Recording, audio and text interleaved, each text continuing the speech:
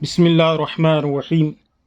الحمدللہ رب العالمین۔ آئیے سب سے پہلے ہم اور آپ ہمارے پیارے آقا صلی اللہ علیہ وسلم کی بارگاہ میں درود پاک پڑھ لیں۔ اللہم صلی علی سیدنا مولانا محمد بارک وسلم، صلی علیہ الصلوۃ والسلام علیک یا رسول اللہ صلی اللہ تعالی علیہ وسلم۔ آج الحمدللہ بہت ایک یونیک ٹاپک لے کر میں آپ لوگوں کے سامنے حاضر ہوں۔ آج کا ٹاپک ہے، آپ نے تھمبنیل پر دیکھ ہی لیا ہوگا کہ مجدد۔ یہ بہت یونیک ٹاپک ہے اور 1400 سال سے اس ٹاپک کو جو ہے زیر بحث رکھا گیا ہے، اور آج ہر انسان مجدد کے مسئلے کو سمجھنے کی پوری جستجو میں لگا ہوا ہے کہ کسی طریقے سے ہمیں مجدد کا کلیریفیکیشن اسلام کے تھرو، قرآن و حدیث کے تھرو ہم تک اس چیزوں کو پہنچایا جائے۔ تو آج اسی ضرورت کو دیکھتے ہوئے یہ ویڈیو ڈالنے کی میں سعادت حاصل کر رہا ہوں۔ دیکھیے، مجدد جو ہوتا ہے، اگر ہم حدیث کے اعتبار سے دیکھیں تو حدیث کی کتب کے اندر ہمیں سیاستہ کی ایک کتاب، ابو داؤد شریف کی ایک روایت ملتی ہے،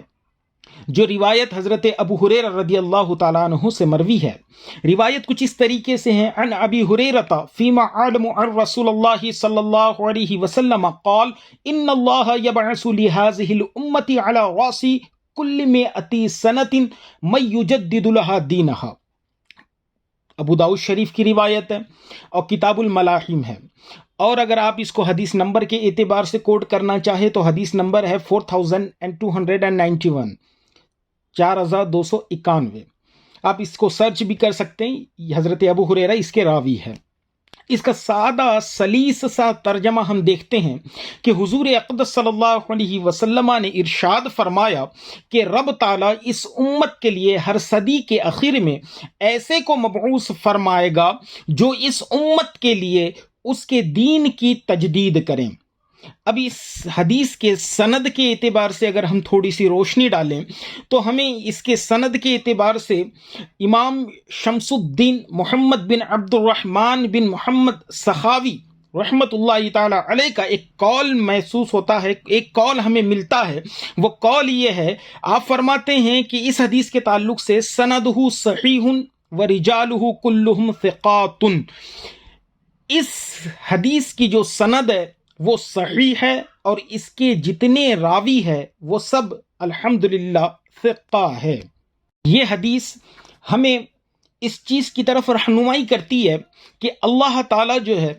ہر صدی کے آخر میں ایک ایسے شخص کو مبعوث فرمائے گا جو اس امت کے لیے ان کے دین میں تجدید کرے گا، دین میں نیاپن یعنی انسلجھے مسائل کو حل کرے گا، اسی کو مجدد کہتے ہیں۔ ایک ایسا شخص جو عالم دین ہوتا ہے، مفتی کامل ہوتا ہے، محدث ہوتا ہے، مفکر ہوتا ہے، ایسے شخص کو اللہ تعالیٰ ایک علماء کی جماعت سے چن لیتا ہے تاکہ وہ صدی کے آخر میں آ کر لوگوں کے مسائل کو حل کرے، ایسے مسائل جو اب تک حل نہ ہوئے تھے یا اس دور کے علماء سے حل نہ ہو رہے تھے، تو قرآن و حدیث کی روشنی میں ان مسائل کو حل کرنے والی شخصیت کو ہم مجدد کہتے ہیں۔ اب یہ مسائل چاہے بندوں کے اعتقادات، عقیدے سے ہو یا اعمال سے ہو، دونوں جہت سے مسائل کا حل اس مجدد کے ذمے میں ہوتا ہے۔ وہ مجدد ان مسائل کو حل کرتا ہے۔ جیسے ایک مسئلہ میں آپ کے سامنے رکھوں، ایک مسئلہ ختم نبوت کا، یا ایسے ہی کئی مسائل، جب مجددین اس دور میں آئے تو انہوں نے ان کا رد فرمایا اور صحیح تعلیم امت کو عطا کی کہ اللہ رب العزت اور اس کے پیارے محبوب صلی اللہ علیہ وسلم کے تعلق سے بندے کے کیا عقائد ہونے چاہیے، ضروریات دین کس کو کہتے ہیں، ان ساری چیزوں کی وضاحت مجدد کا ذمہ ہوتی ہے۔ تو مجدد کو ہم نے حدیث کے ضمن سے سمجھا کہ مجدد کون ہوتا ہے، اس کے تعلق سے، اس حدیث کی صحت کے تعلق سے حدیث کا مقام کیا ہے، ہم نے اس کو سمجھا۔ آئیے اب اس چیز کی طرف چلتے ہیں کہ مجدد کی علامات کیا ہوتی ہے۔ مجدد آتا تو ہے ہر صدی کے آخر میں، مگر اس کی علامات کیا ہوتی ہے؟ تو علماء کی بارگاہ میں چلتے ہیں۔ علماء فرماتے ہیں کہ مجدد وہ ہوگا جو ایک صدی کے آخر اور دوسری صدی کے ابتدائی حصے میں موجود ہو۔ دیکھو میں صدی کو کلیریفائی کر دوں، صدی جو ہوتی ہے وہ 100 سال کی ہوتی ہے، 100 ایئرس، ٹھیک ہے، اور مجدد جو ہوتا ہے وہ 100 ایئرس کی جو ایک صدی ہوتی ہے اس کے لاسٹ میں آتا ہے، اور جو اس کے نیکسٹ والی اگلی صدی جو آنے والی ہے اس میں بھی وہ موجود ہوتا ہے، ٹھیک ہے۔ ان دونوں صدیوں کے درمیان میں جتنے مسائل ہوتے ہیں وہ اس کو حل کرتا ہے۔ تو مجدد وہ ہوگا جو ایک صدی کے اخیر میں آئے اور دوسری صدی کے ابتدائی حصے میں وہ موجود ہو۔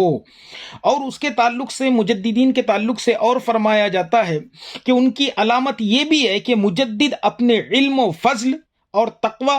تحریر اور تقریر میں ایسا یکتا ہو کہ عوام و خواص سب اپنی دینی ضرورتوں میں اس کی طرف رجوع کرتے ہو، اس کی طرف جاتے ہو دینی ضروریات کے لیے، یعنی مسائل کے لیے، چاہے وہ مسائل عقائد کے ہو، چاہے وہ مسائل اعمال کے ہو، یا مسائل کسی اور ضمن کے ہو، اپنے دینی ضروری مسائل کو حل کرنے کے لیے وہ لوگ مجددین سے جو ہے رابطہ کریں اور مجددین ان مسائل کو حل کرتے چلے جائیں۔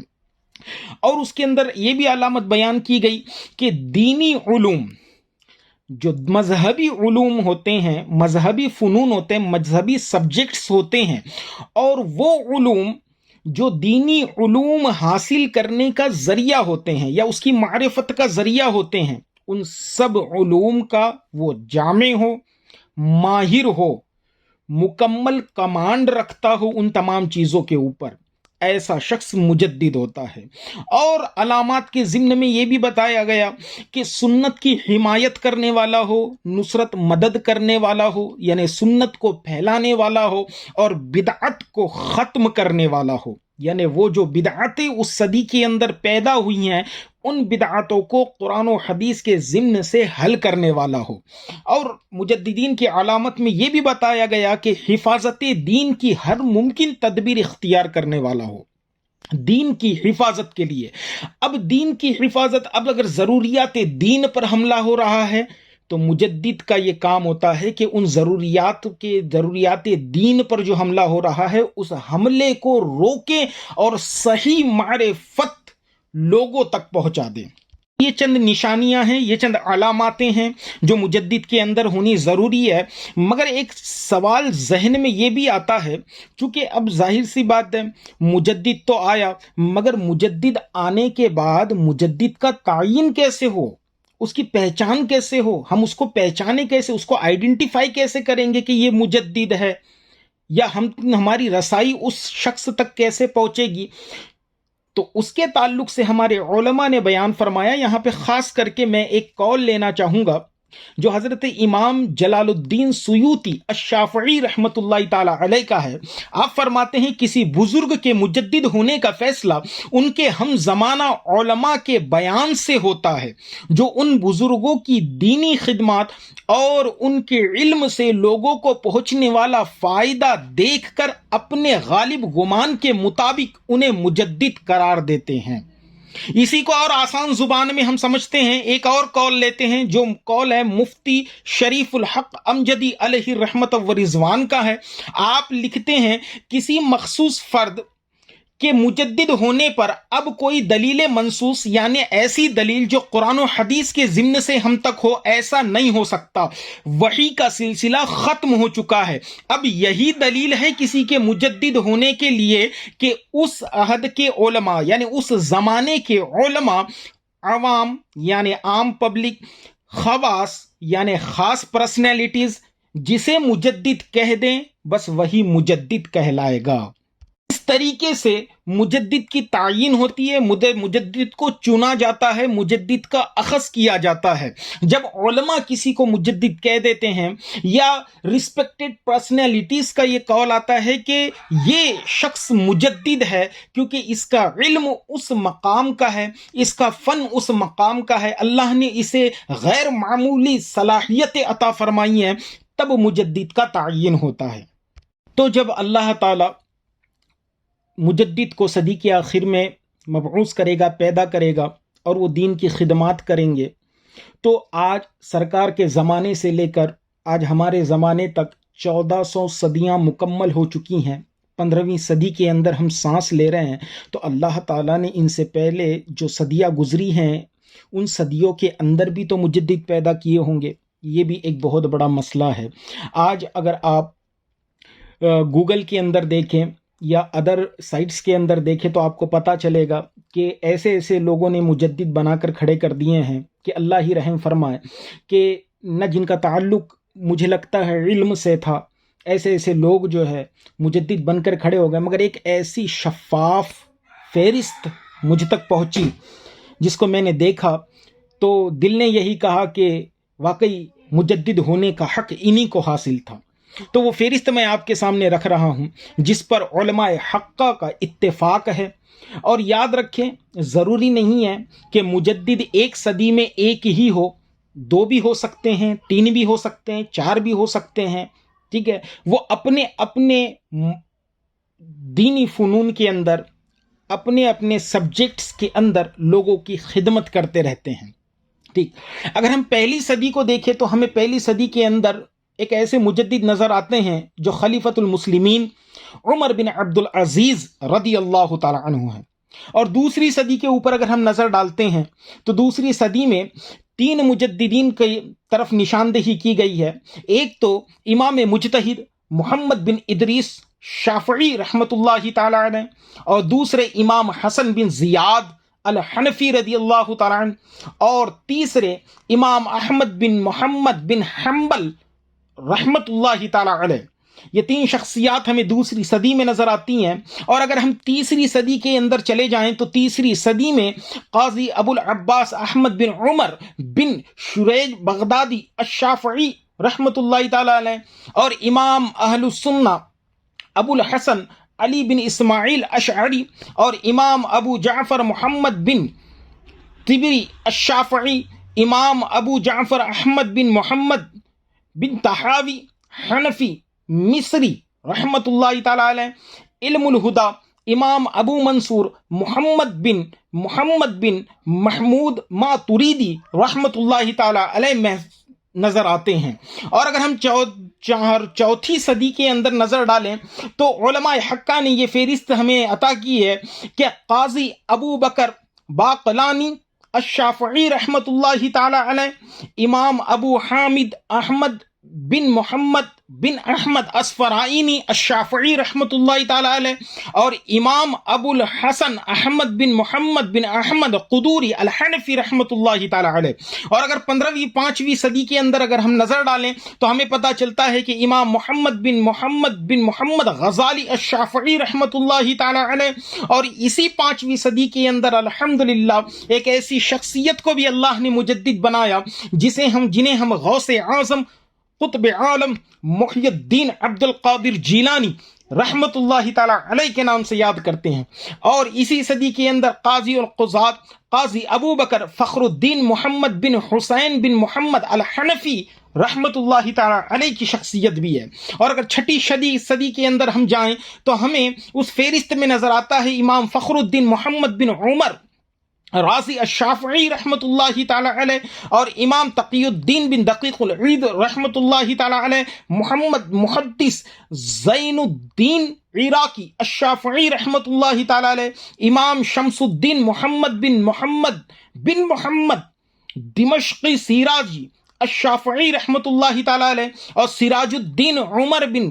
رسلانی عسقلانی رحمت اللہ تعالی علیہ، اور میر سید علی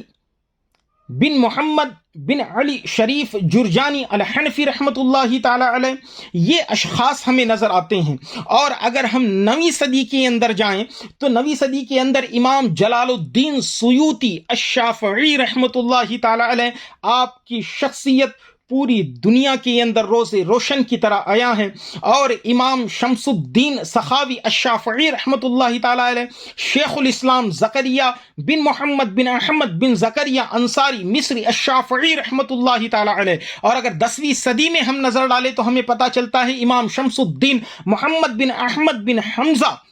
مصری الشافعی رحمت اللہ تعالی علیہ، اور محدث ملا علی بن سلطان محمد قاری الحنفی رحمت اللہ تعالی علیہ. اور 11ویں صدی کے اندر اگر ہم نظر ڈالیں تو ایک ایسی شخصیت جنہیں ہم مجدد الفسانی شیخ احمد سرہندی رحمۃ اللہ تعالی علیہ کے نام سے یاد کرتے ہیں، اور محقق علی الاطلاق شیخ عبد الحق محدث دہلوی رحمۃ اللہ تعالی علیہ، میر عبد الواحد بالگرامی مؤلف سبع سنابیل شریف رحمۃ اللہ تعالی علیہ، اور اگر 12ویں صدی میں ہم نظر ڈالیں تو سلطان اورنگزیب عالمگیر بادشاہ ہند رحمۃ اللہ تعالی علیہ، حضرت شاہ کلیم اللہ چشتی دہلوی رحمۃ اللہ تعالی علیہ، شیخ غلام نقشبندی لکھنوی رحمۃ اللہ تعالی علیہ، صدر الصدور علامہ محب اللہ بہاری مؤلف مسلم الثبوت رحمۃ اللہ تعالی علیہ، امام عبد الغنی بن اسماعیل الحنفی رحمت اللہ تعالی علیہ کی ذات ہمیں نظر آتی ہے۔ اور 13ویں صدی کے اندر ایک ایسی شخصیت کہ جن کو